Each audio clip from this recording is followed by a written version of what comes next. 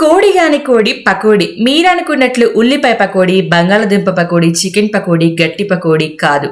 వీటన్నింటికి కాస్త భిన్నంగా, ఆరోగ్యానికి దగ్గరగా, చేయడానికి ఈజీగా, తినడానికి టేస్టీగా ఉండే మునక్కాయ పకోడీ. సో ఇవాల్టి ఈ వీడియోలో మునక్కాయ పకోడీ ఎలా చేయాలో మీ అందరితో షేర్ చేసుకోబోతున్నాను. సో పకోడీ చేసే ముందుగా మీలో ఎవరైనా కొత్తగా మన ఛానల్ని చూస్తున్నట్లయితే వెంటనే ఛానల్ని సబ్స్క్రైబ్ చేసుకోండి. Hi hello friends, welcome back to Tanvi సమ్మ వంటలు. నేను మీ లక్ష్మి. మునక్కాయ పకోడీ చేయడానికి ముందుగా మనం మునక్కాయల్ని ఉడికించుకోవాలి. అందుకోసం స్టవ్ మీద గిన్నె పెట్టేసుకొని ఇందులో వాటర్ వేసేసి మీడియం సైజు మునక్కాయల్ని చిన్న చిన్న ముక్కలుగా కట్ చేసుకొని ఒకసారి క్లీన్ చేసి ఈ వాటర్లో వేసుకోండి. ఇప్పుడు ఇందులోకి కొద్దిగా సాల్ట్ అలాగే కొద్దిగా పసుపు వేసి మిక్స్ చేసేసి మీడియం ఫ్లేమ్ మీద ఒక 50% ఉడికే వరకు లిడ్తో క్లోజ్ చేసి ఉడికించండి. మరీ మెత్తగా ఉడికించొద్దు, జస్ట్ 50% ఉడికితే సరిపోతుంది. ఇప్పుడు ఇలా 50% ఉడికిన తర్వాత వీటిని పూర్తిగా చల్లారేలాగా ఒక ప్లేట్లో కానీ లేదా ఒక బౌల్లో కానీ వేసేసి పూర్తిగా చల్లారనివ్వండి. ఈలోపు మిగిలిన ప్రాసెస్ ఎలా చేయాలో చూసేద్దాం.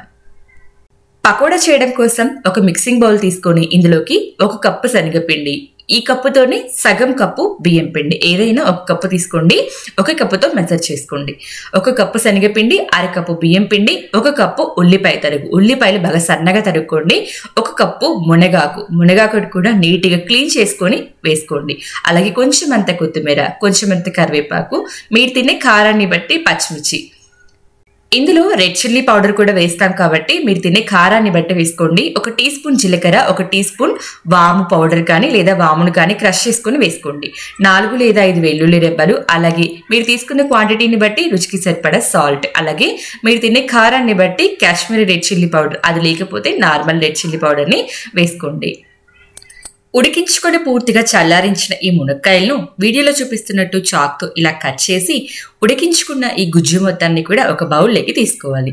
మీరు మునక్కాయల్ని పూర్తిగా మెత్తగా ఉడికించారనుకోండి, ఇలా తీయటానికి వీలవ్వదు. ఈ గుజ్జుతో పాటు పీచు కూడా వస్తుంది. సో అందుకోసం 50 to 60% ఉడికిస్తే సరిపోతుంది. ఉడికించుకున్న మునక్కాయలు అన్నింటి నుంచి కూడా గుజ్జు తీసుకోండి. ఈ గుజ్జు నాకు 1/4 కప్పు వరకు వచ్చింది. ఇప్పుడు ఈ గుజ్జును ఈ మిక్సింగ్ బౌల్లోకి వేసేసుకోవాలి. ఇప్పుడు ఇందులోకి 2 టేబుల్ స్పూన్ల ఆయిల్ని వేసుకోండి. ఎగ్జాక్ట్గా 2 టేబుల్ స్పూన్లు వేసుకోండి, అంతకు మించి వేయవద్దు. ఇప్పుడు ఇందులోకి కొంచెం అంత ఇంగువని కూడా యాడ్ చేసుకోండి. ఇంగువ పూర్తిగా మీ ఇష్టం, మీకు నచ్చితే యాడ్ చేసుకోండి, వద్దు అనుకున్న వాళ్ళు స్కిప్ చేయండి. ఇప్పుడు అంతా ఒకసారి బాగా మిక్స్ చేసుకోండి. కాస్త గట్టిగా ప్రెస్ చేస్తూ మిక్స్ చేశారనుకోండి, ఉల్లిపాయలో ఉన్న వాటర్ అనేది రిలీజ్ అవుతుంది. మీరు ప్రెస్ చేయకుండా మిక్స్ చేశారనుకోండి, ఎక్స్ట్రా వాటర్ వేస్తున్నప్పుడు పిండి అనేది లూజ్ అయిపోతుంది. కాబట్టి కాస్త గట్టిగా ప్రెస్ చేసుకుంటూ కలిపారనుకోండి, ఉల్లిపాయలో ఉన్న వాటర్ మొత్తం రిలీజ్ అయ్యి తక్కువ వాటర్ అనేది పడుతుంది. సో ఇలా అంతా బాగా మిక్స్ చేసుకున్న తర్వాత నాకు కొద్దిగా వాటర్ అవసరం పడింది, మరి ఎక్కువగా యాడ్ చేయలేదు, జస్ట్ కొద్దిగా యాడ్ చేశాను. చూసుకొని యాడ్ చేసుకోండి. మరి ఎక్కువగా వాటర్ అయితే యాడ్ చేసి మరీ దోశ బ్యాటర్ లాగా అయితే చేయొద్దు. మనకు బ్యాటర్ కన్సిస్టెన్సీ అనేది కాస్త గట్టిగానే ఉండాలి, అప్పుడే మనకు ఆయిల్ అనేది ఎక్కువగా అబ్జర్వ్ చేయకుండా ఉంటుంది పకోడీ. సో మనకి కన్సిస్టెన్సీ అనేది ఈ విధంగా ఉంటే కరెక్ట్గా సరిపోతుంది. ఇప్పుడు మనము పకోడీ వేసుకోవడానికి బ్యాటర్ అనేది రెడీగా ఉంది. నేను ఇక్కడ పకోడీ వేయడం కోసం ఆయిల్ని ఆల్రెడీ మీడియం ఫ్లేమ్ మీద హీట్ చేస్తూ ఉన్నాను.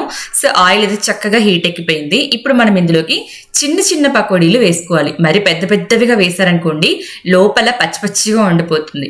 సో చిన్న చిన్నవిగా వేసుకొని పూర్తిగా లో టు మీడియం ఫ్లేమ్ అడ్జస్ట్ చేసుకుంటూ కాల్చారనుకోండి, పకోడీ చక్కగా లోపలి వరకు కాలి మంచి టేస్టీగా వస్తుంది. మీరు ఏ మాత్రం హై ఫ్లేమ్లో పెట్టినా పకోడీ పైన కాలిపోతుంది అండ్ లోపల పచ్చిగా ఉంటుంది అండ్ కొంచెం మాడిపోయినట్టుగా స్మెల్ వస్తుంది. సో కంప్లీట్గా లో టు మీడియం ఫ్లేమ్ అడ్జస్ట్ చేసుకుంటూ ఫ్రై చేశారనుకోండి, పకోడీ అచ్చంగా బయట తిన్న టెక్స్చర్లోను టేస్ట్లోనూ వస్తుంది.